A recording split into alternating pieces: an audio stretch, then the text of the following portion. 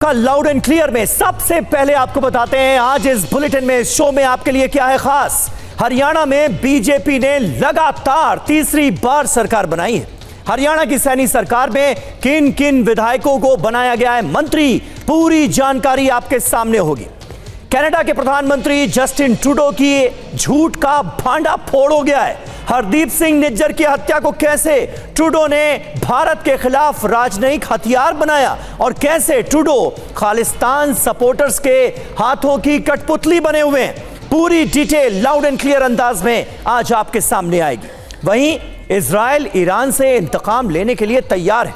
Netanyahu ने Iran पर हमला करने की डेट भी फिक्स कर दी है। इजराइल ने ईरान के उन ठिकानों की पहचान कर ली है जहां संभावित हमला किया जा सकता है। नेतन्याहू के ईरान को भस्म करने का ब्लूप्रिंट क्या है, एक्सक्लूसिव डिटेल्स आज आपके सामने होगी।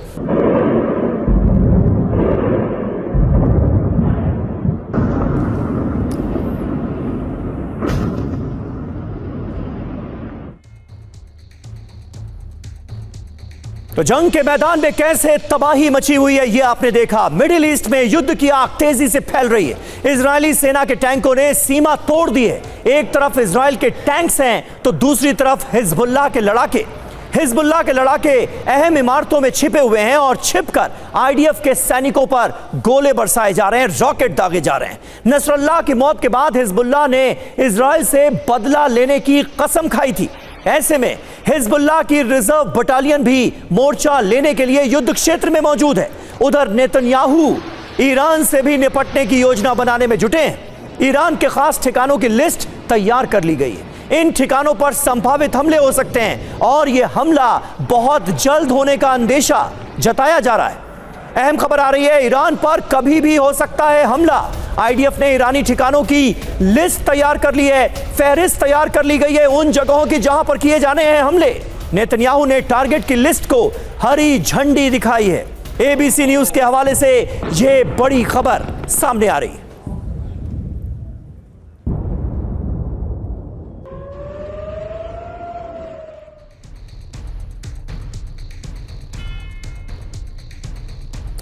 तो इजराइल ईरान पर विनाशकारी हमले के लिए तैयार है। ईरान को सबक सिखाने के लिए इजराइल अंतरिक्ष युग की 2 मिसाइलों का इस्तेमाल कर सकता है।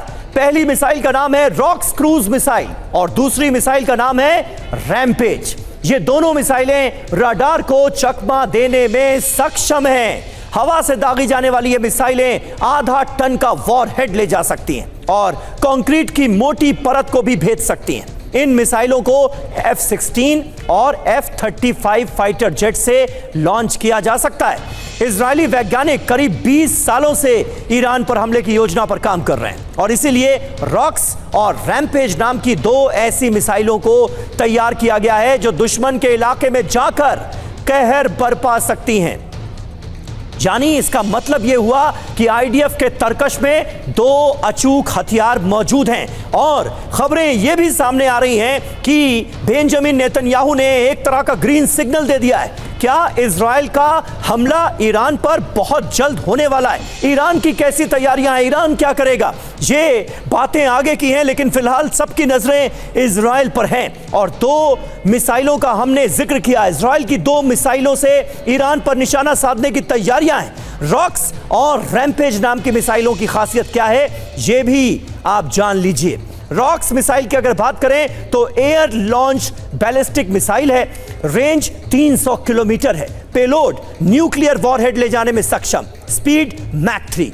रैम्पेज मिसाइल की बात करें तो यह supersonic air to ground missile है, रेंज इसकी है 150 किलोमीटर, पेलोड न्यूक्लियर वॉरहेड ले जाने में यह भी पूरी तरह से सक्षम है, स्पीड मैक 2 है। मनीष झा इस वक्त हमारे सहयोगी जुड़ रहे हैं। मनीष, ये बड़ी खबर आ रही है, कहा यह जा रहा है कि इजराइल ने पूरी तैयारी तो कर ही ली है, साथ ही साथ ग्रीन सिग्नल भी दे दिया है। किन मिसाइलों से अटैक किया जा सकता है TV9 भारतवर्ष इसकी भी जानकारी दे रहा है। अपडेट क्या है? देखिए, सबसे बड़ी बात है कि इजराइल ईरान पर हमला करने की ताक में तो है, लेकिन इजराइल शायद 100% कॉन्फिडेंट नहीं है वो हमला कामयाब होगा।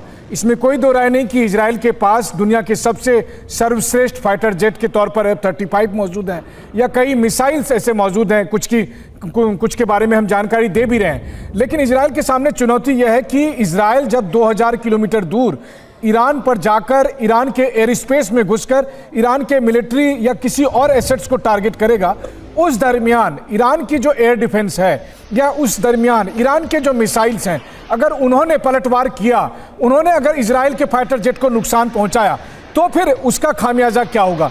यही वजह है कि 1 अक्टूबर को ईरान के हमले के बाद से आज 2 हफ्ते बीत गए हैं, लेकिन 2 हफ्ते बाद भी नेतन्याहू अपनी सौगंध को पूरा नहीं कर पा रहे हैं।